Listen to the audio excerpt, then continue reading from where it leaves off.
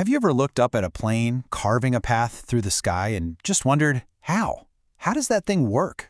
Well, today we're diving into one of the most incredible pieces of engineering out there, the jet engine. It's a machine that takes the simple air all around us and turns it into the raw, awesome power needed to lift hundreds of tons of metal off the ground. So how does it do it? Let's follow the physics.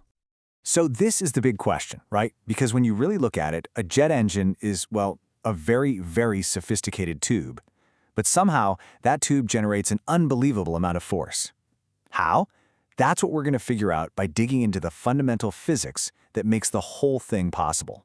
Now, to really get this, we're not going to start with a bunch of complicated diagrams. Nope. Instead, we are going to follow a single, humble packet of air. We're going to follow it on its incredibly violent, high-speed journey from the front of the engine all the way out the back. Yeah, let's think of this little packet of air as our hero. Right now, it's just minding its own business, floating in the atmosphere. But in less than a blink of an eye, it's about to be sucked in, squeezed, set on fire, and shot out the other end. Its entire world is about to change.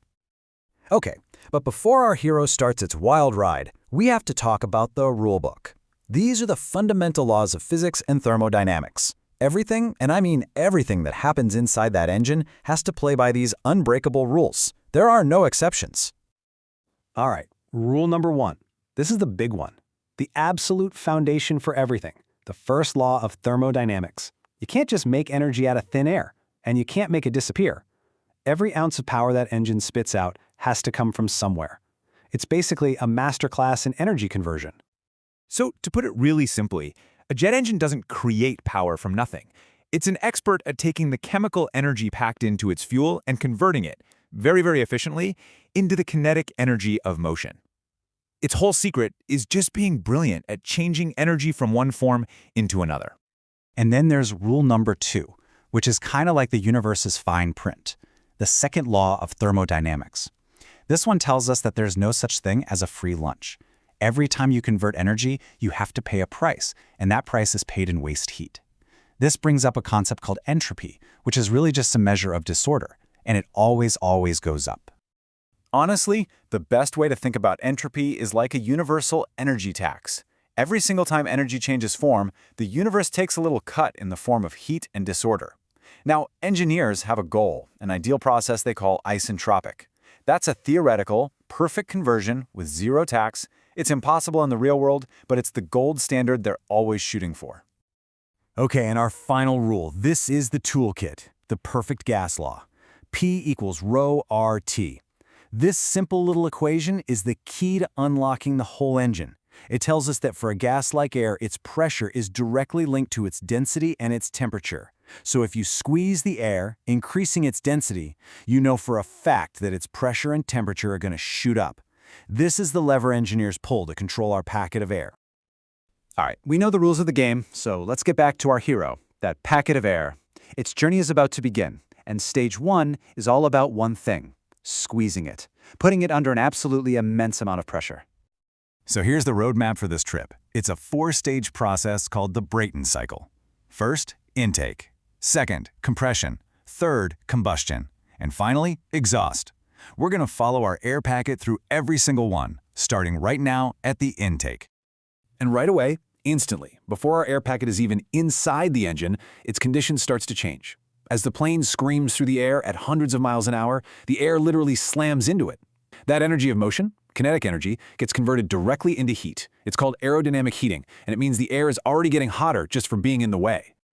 Now it gets pulled into the compressor, and this is where things get violent. We're talking about rows and rows of spinning blades, each one cramming more and more energy into the air. They do a tremendous amount of work, squeezing our air packet to over 30 times the pressure it started with. And remember our perfect gas law? As that pressure skyrockets, so do the temperature and the density.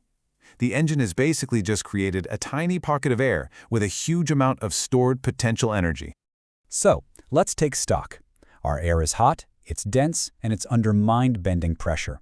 It's like a coiled spring, just packed with potential.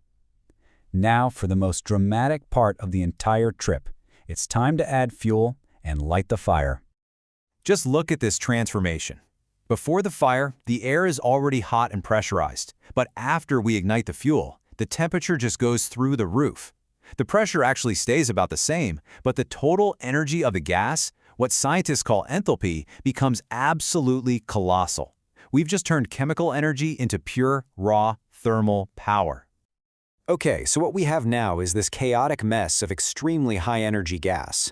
All that power is just bouncing around randomly. It's totally useless unless we can direct it. And that is the job of the final piece of the puzzle, the engine's nozzle. This is where all that chaotic energy finds its purpose. The nozzle is the payoff. It's where we cash in all the energy we've spent the whole journey building up. Its shape is engineered with incredible precision for one job and one job only: to take all that intensely hot, pressurized gas and convert all of its energy into pure blistering speed.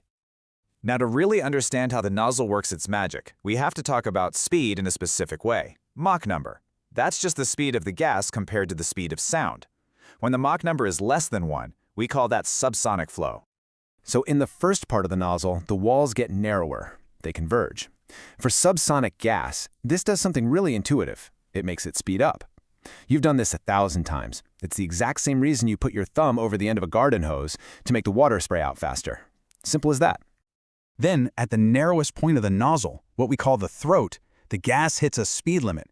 It reaches Mach 1, the speed of sound. Now this is a critical moment. Once the flow hits Mach 1 at the throat, it's choked. It literally can't pass any more mass through. But here's where the physics gets wonderfully weird. To go faster than the speed of sound, the nozzle now has to get wider. I know, it's totally counterintuitive. But in this diverging section, the supersonic gas expands and accelerates to unbelievable speeds, giving us all that incredible thrust. And that's it. That's the journey. Our little packet of air, now moving at supersonic speeds, blasts out the back of the engine. And this is where good old Newton's third law kicks in for the final payoff. For that massive action of gas shooting backward, there is an equal and opposite reaction pushing forward. That reaction is thrust, and that's what shoves a 500-ton airplane through the sky. So let's just recap the recipe, okay? You start with 2 unbreakable laws of physics. You can't create energy, and you always have to pay the tax. Then you follow a 3-step process. You squeeze the air to store up potential energy, you light a fire to add massive thermal energy, and finally, you use a brilliantly designed nozzle to convert all of that into kinetic energy, into thrust. It's just a beautiful symphony of physics and engineering. From a simple packet of air to awe-inspiring power, the jet engine really is a monument to what we can do when we understand the laws of thermodynamics. But it has limits. So what's the next step? What happens when you need to fly at Mach 5 in the hypersonic realm? At those speeds, you basically have to throw out the old rulebook and design something completely new. But that is a story for another explainer.